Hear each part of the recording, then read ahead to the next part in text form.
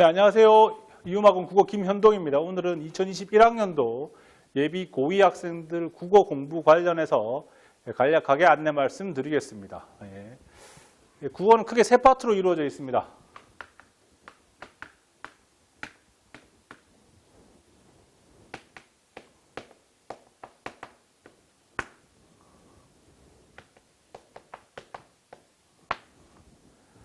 올해까지는 수능에서 이게 15문제가 나오고요. 내년부터 지금 현 고2 학생들, 내년에 예비 고3이 되는 학생들은 좀 체제가 바뀌죠. 화작문 11문제. 화작과 언어와 매체로 나뉩니다. 두 개 중에 선택을 하는데요. 선택 비율은 뭐 한 반반쯤 되는 것 같기도 하고, 화작이 좀 더 많은 것 같기도 하고, 첫 번째 조사에서는 화작이 압도적으로 높았는데요. 두 번째 조사에서는 비슷하게 나오더라고요. 비문학이 17문제로 늘어나고요. 문학도 17문제로 늘어납니다.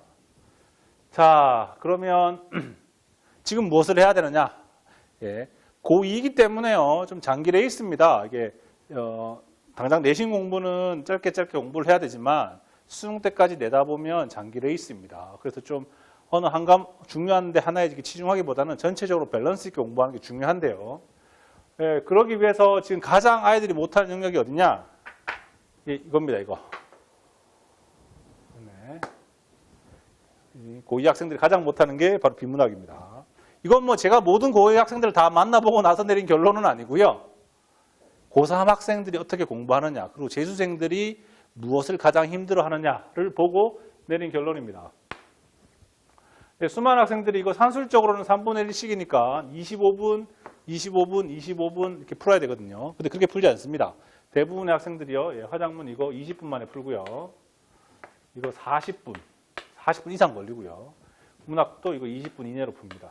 그만큼 약 다른 파트에 2배 이상의 시간을 들여야 될 정도로 어렵습니다. 난이도만 어려운 게 아니라 아이들의 준비 상태도 그만큼 떨어집니다. 화작문을 20분 내에 풀어야 된다는 강박이 딱 잡혀있기 때문에 아이들이 죽거나 15문제를 20분 안에 풀려고 하거든요. 근데 올해처럼 화작문이 어려운 해가 딱 등장하게 되면 올해 시험 같은 걸 어떻게 20분 안에 풉니까? 한 30분 걸리죠. 어려운 문제가 튀어나오면 여기서부터 밸런스가 깨지면서 뒤로 줄줄줄 다 시간 부족에 시달리면서 컷이 내려가게 되는 겁니다. 그러니까 이 화작문을 20분 안에 풀려고 하는 이 시도가 나오는 것 자체가, 그리고 화작문이 아무리 어려워도 화작문을 버리는 학생들은 아무도 없죠. 아이들 머릿속에는 화작은 쉽고 비문학은 엄청 어려운 것이라는 게 머릿속에 딱 자리 잡혀 있기 때문에 그런 일이 벌어지는 건데요. 그러면 공부를 해야죠, 이거를. 이게 킬러인데요. 비문학 이걸 공부를 해야죠. 그런데 공부를 거의 잘 하지 않습니다. 아무도 이것에 대해서 대비를 하는 학생들이 거의 없습니다. 재수생과 고3들이 공부할 때 그렇습니다. 중요한 핑계, 가장 많은 학생들이 되는 핑계는 뭐냐면 비문학은 그 하루아침에 되는 게 아니야. 그러니까 지금 당장 성적 올리기 위해서 필요한 문법과 문학에 치중해야 돼. 비문학 그거는 오랜 시간을 두고 차곡차곡 쌓아서 되는 거야 라고 말을 하거든요. 말 자체는 맞죠. 그런데 차곡차곡 쌓겠다고 하면서 아무것도 안 하는 게 문제인 거죠. 결국 지금 해야 됩니다. 지금. 고3에 올라가서 하게 되면 마음이 급해서 못해요. 더 급해져요, 마음이. 그렇기 때문에 고2일 때, 예비 고2일 때부터 비문학에 대한 솔루션을 1년치 가져가야 됩니다. 1년 동안 비문학을 꾸준히 공부한다라는 마음으로 해야 돼요. 그러면 1년 내내 꾸준히 문학하거나 꾸준히 문법하는 것보다 훨씬 더 가성비가 좋습니다. 왜냐하면 다른 학생들이 못하는 영역을 더 많이 잘할 수 있기 때문이죠. 비문학 이걸 공부해놔야 됩니다. 비문학 공부와 관련해서 몇 가지 설명을 드릴게요. 두 가지로 나눠서 설명을 드리겠습니다. 고2 때 비문학 공부를 어떻게 해야 할 것인가. 첫 번째, 아주 기초적인 내용이 하나가 있고요.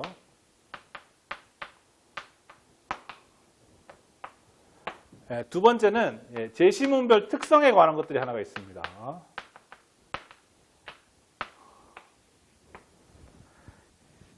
아주 일반적이고 보편적인 기초 작업이 뭐냐?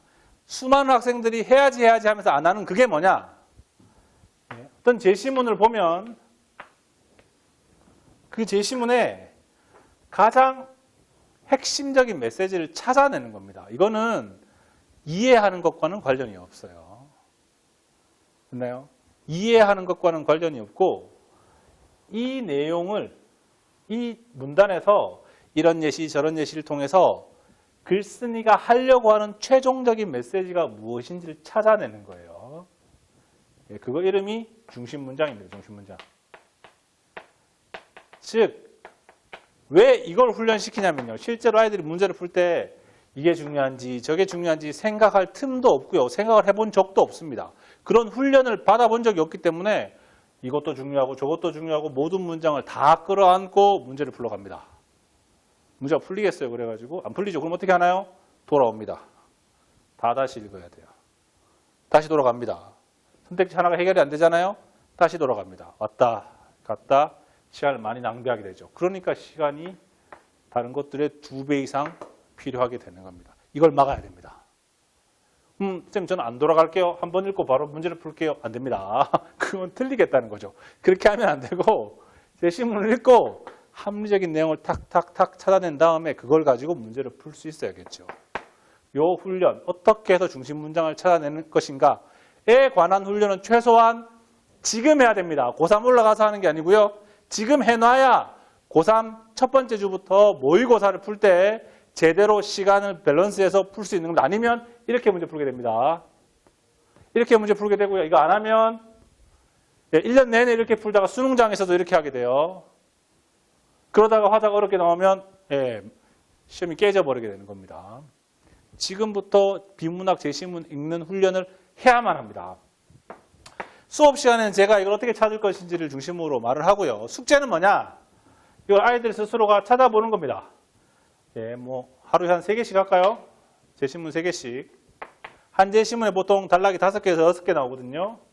5단락, 주 5일. 이거 한 12주 정도 하면 며칠 나오나? 몇 개 나오나 제시문이? 한 900단락 정도가 나옵니다. 900에서 1000 정도의 단락이 나오고요. 이만큼의 중심 문장 개수를 찾는 겁니다. 이것은 문제 푸는 게 아니기 때문에요. 애가 제대로 찾았는지 안 찾았는지를 선생님이 확인을 해야 됩니다. 그래서 제가 보통 밤 10시에서 12시까지 2시간 정도 시간을 비워놓고 그 시간 내에 학생들이 매일매일 찾은 걸 사진 찍어서 보내라고 시킵니다. 보내라고 시키면 그거 보고 야, 이 단락은 중심 문장이 왜 이거야? 이거 두 번째 단락은 다시 찾아봐. 이런 식으로 피드백을 왔다 갔다 하게 됩니다. 그러면 이거는 문제풀이도 아닌 주제에 아이들을 어마어마하게 고민하게 만들어줘요. 왜냐하면 한 번도 물어보는 선생님이 없거든요. 그게 왜 중요해? 라고 물어보는 사람이 없기 때문에 그냥 아무렇게나 이렇게 밑줄을 막 긋는 겁니다. 이렇게. 아무데나 밑줄 긋고 내용을 통째로 막 이해하려고 하죠. 될 리가 없습니다. 그게. 이 훈련을 받은 다음에야 비문학 문제를 푸는 게 의미가 있어요. 이게 아니면 순 그냥 내용 이해입니다. 경제제시문 보면서 BIS 비율이 어떻고 미식 원전성이 어떻고 그런 거 잔뜩 공부해봐야 그거 수능이 안 나오거든요. 그 배경 지식이 쓸모가 거의 없어요. 하지만 어떤 제시문이 나오건 각 단락의 중심 문장을 찾아 나왔던 훈련은 반드시 시험장에서 힘을 발휘합니다. 이거는 마음가짐하고는 관련이 없어요. 그래요. 선생님 저 중심 문장 열심히 찾을게요는 의미가 없습니다. 찾아봤던 훈련만이 몸에 기억되는 겁니다. 그러니까 그거를 지금 해야 됩니다. 지금 안 하면 배경 지식만 썼다가 시험장 들어가는 거예요. 이게 수업과 숙제에 관한 가장 기초적인 내용이고요. 요거에 대해서 각 제시문별로 특성 있게끔 독해하는 훈련은 요거 다음에 나오는 겁니다. 특성 있게끔 독해를 한다는 게 무슨 말이냐면 인문, 예술, 과학기술, 경제, 철학, 논증 제시문별로 핵심 내용이 패턴이 다 다릅니다. 예컨대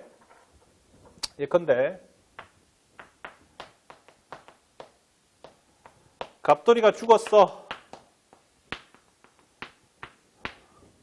이런 내용이 있다고 칩시다. 그러면 당연히 왜 죽었는지를 따져보겠죠. 이 제시문이 만약에 과학 제시문이면요. 뭐 예컨대 뭐 독약을 먹었어.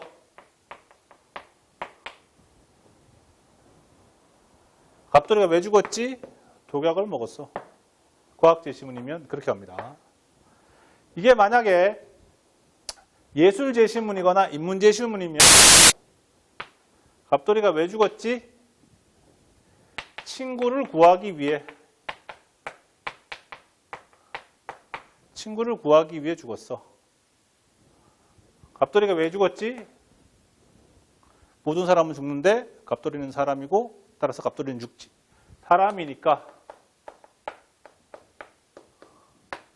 세 가지 답변이 다 가능하죠.